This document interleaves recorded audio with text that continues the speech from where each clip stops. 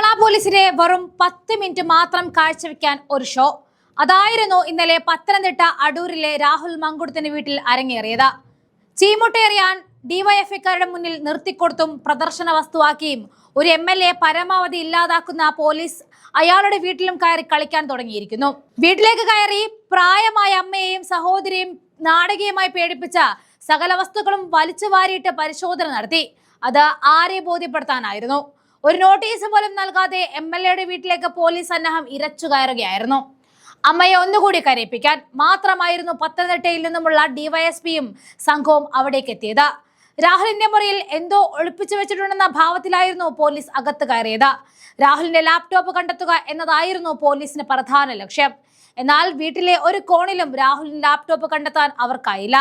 വീട്ടുകാരോട് ഒരു ചോദ്യം പോലും ചോദിക്കാതെ മുറിയിലെ അലമാരകളും മറ്റും വലിച്ചു വാരി പരിശോധിച്ച ശേഷം 10 മിനിറ്റിനുള്ളിൽ തന്നെ പോലീസ് സംഘം മടങ്ങിയിറങ്ങി. ഒന്നും കണ്ടെത്താനായില്ല എന്ന് പിന്നീട് അവർക്ക് സമ്മതിക്കേണ്ടി വന്നു. തെളിവ് കിട്ടാൻ വേണ്ടിയാണോ അതോ കുടുംബത്തെ ഒന്ന് ഭയപ്പെടുത്താൻ വേണ്ടിയാണോ ഈ അസമയത്തുള്ള സന്ദർശനമെന്നാണ് നാട്ടുകാരുടെ ചോദ്യം.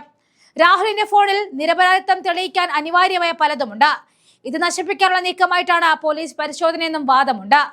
കഴിഞ്ഞില്ല, അറസ്റ്റ് ചെയ്ത് ഇത്രയും നേരമായിട്ടും തെളിവ് സമർപ്പിക്കാൻ പോലീസിനെ കൊണ്ടായിട്ടില്ല.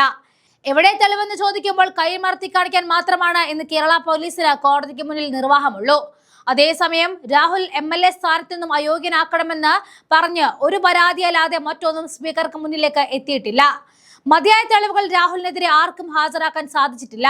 അത് മാത്രമല്ല, വാമനപുരം MLA DK മുരളി ഒഴികെ 138 MLAമാരിൽ ഒരാൾ പോലും രാഹുലിനെ അയോഗ്യനാക്കണമെന്ന് ആവശ്യപ്പെട്ട് രംഗത്ത് വന്നിട്ടില്ല എന്നതാണ് കാരണം. ലഭിക്കുന്നത് സ്വകാര്യ പരാതികൾ മാത്രമാണ്. ചട്ടപ്രകാരം ഈ പരാതികളിൽ നടപടി സ്വീകരിക്കാൻ കഴിയില്ല എന്നതാണ് സത്യം. MLAക്ക് അയോഗ്യനാക്കണമെങ്കിൽ നിയമസഭാ അംഗം പരാതി നൽകണം എന്ന ചട്ടം നിലനിൽക്കവേ ആരും അതിന് തയ്യാറായിട്ടില്ല. പ്രിവിലേജ് ആൻഡ് എത്തിക്സ് കമ്മിറ്റി പരാതി കൈമാറാൻ സാധിച്ചാൽ മാത്രമാണ് രാഹുലിനെ പുറത്താക്കാൻ സാധിക്കുകയെന്നും സ്പീക്കർ പറഞ്ഞിട്ടുണ്ട്. ഇതുവരെയും ഒരു MLAയും രാഹുലിനെതിരെ പരാതി നൽകിയിട്ടേയില്ല.